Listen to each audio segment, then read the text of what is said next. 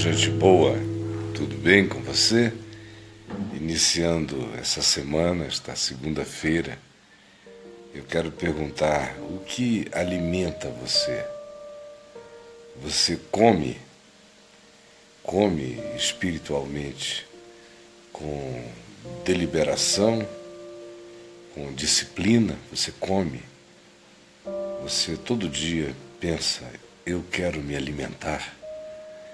Eu quero que o meu espírito se alimente. Eu desejo que a minha fé se robusteça. Eu quero que haja um rejuvenescimento espiritual em mim sempre. Você tem essa vontade? Você entende o significado e a importância do que eu estou propondo enquanto pergunto? Ou você é daquele tipo que diz: tomara que eu encontre alguma coisa, que alguma coisa me encontre, e vai vivendo apenas deixando que a existência esbarre em você, mas você mesmo não tem nenhum projeto, não tem nenhuma deliberação em relação a se tratar melhor. É como alguém que acorda e não faz nenhum planejamento para comer, para almoçar, que não tem nenhuma determinação em relação ao que o seu corpo necessita, ao que a sua vida precisa. Tem gente que vai assim. Na existência material, elas não fazem desse modo. Elas, antes de dormir, até pensam no que vão comer no dia seguinte, ou se não fazem isso, dependendo da idade da pessoa, é porque elas têm certeza de que isso está, de certa forma, garantido. Mas quem não tem nada disso garantido, pensa e pede, e ora, e busca o pão de cada dia, para o corpo.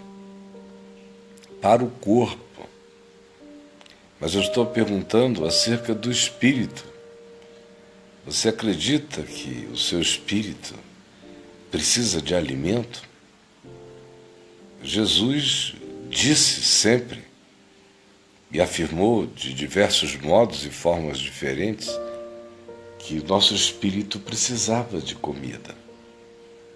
Ele disse: trabalhai, labutai, não pela comida que perece, mas por aquela que sobrevive para a vida eterna. Essa é a comida que se deve buscar, pela qual se deve trabalhar, que deve fazer parte da nossa intenção, da nossa deliberação.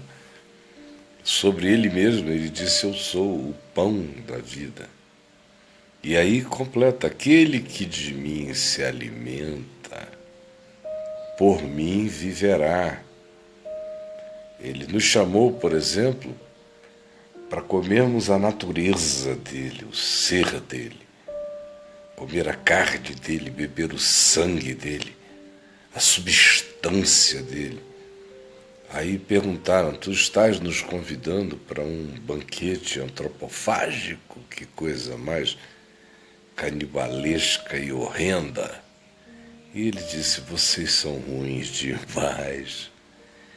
A carne para nada aproveita. Não estou convidando vocês para um banquete antropofágico. A carne para nada aproveita. Vocês não entendem mesmo, né? As palavras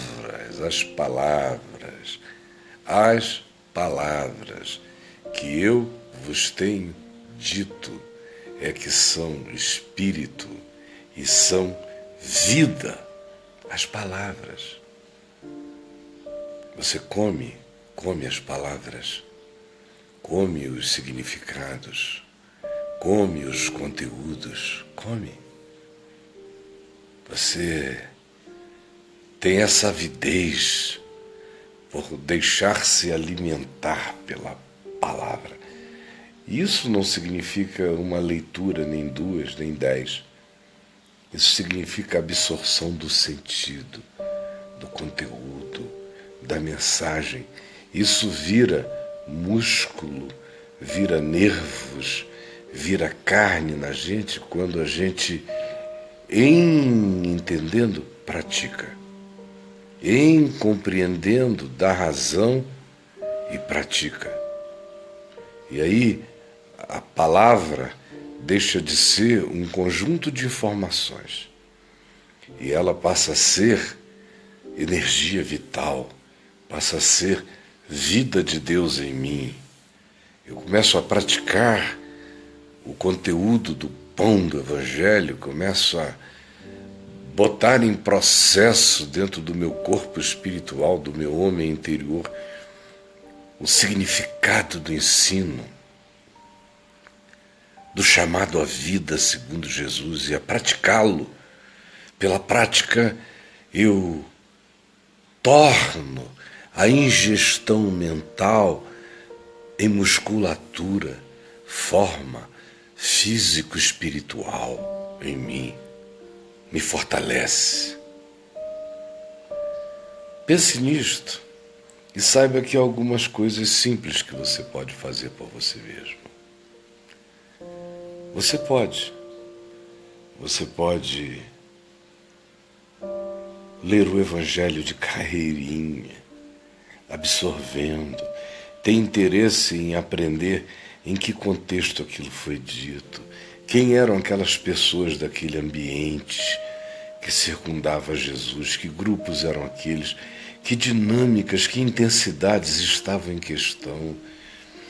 Mas se você não tiver acesso a nada disso, basta a leitura. Humilde e quebrantada, em sequência, sem fragmentação, sem parar na hora errada. Desde que as conclusões vão acontecendo, medite nelas e as pratique, medite nelas e a pratique. Se está dito que é para tratar o próximo de um certo modo, trate. Se está dito que é para não se envolver com determinadas coisas, não se envolva. Se está dito que é para abraçar determinadas realidades, não fuja, não tenha medo, abrace-as. Pratique. Porque a ênfase de Jesus é essa. É naquele que faz a vontade, expressa, faz e compreende o mandamento e o pratica. Compreende aquele entendimento e o realiza, primeiramente em si e para si, e em favor de todo outro homem. Eu sou chamado, e essa é a revolução do Evangelho, é quando eu atendo esse chamado, desse entendimento, dessa compreensão, e me ponho a serviço dessa prática. E aí, eu começo a me tornar sal, eu começo a me tornar luz, eu começo a me tornar aquilo que Jesus disse que os seus seguidores tornar-se-iam quando amassem e praticassem a palavra. E a prática da palavra não é a prática de um corpo de doutrinas, não é. A prática da palavra é relacionamento. Eu só pratico a palavra me relacionando. Eu pratico, é claro, em mim mesmo, na minha mente, mas ela só se faz saudável na relacionalidade. Só me é permitido não me relacionar se eu estiver preso, ou isolado, ou contido no meio dos oceanos. Do contrário, na existência continental da vida fraterna, eu sou chamado à relacionalidade. E a semear a graça de Deus em mim, implantada no coração dos outros, pela prática do amor com o qual eu vivo, não é pela prática do discurso, no qual eu me ampare, às vezes, de maneira até arrogante contra o próximo.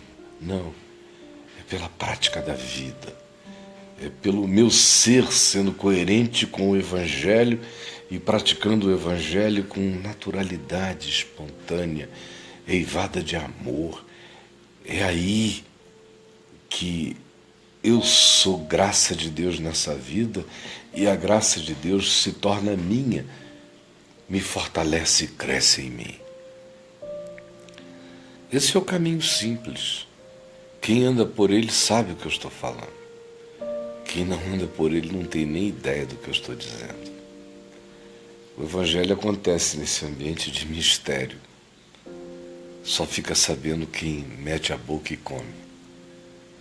Quem lê o livro chamado Bíblia nem sempre sabe o que está lendo. Quem lê o Novo Testamento e não o pratica está só tomando informações que foram confinadas a um ambiente religioso. Mas aquele que medita, guarda, silencia, pratica e existe no... Teve uma pequena interrupção no vídeo, mas eu espero que você esteja aí. Aquele que assim pratica, esse experimenta.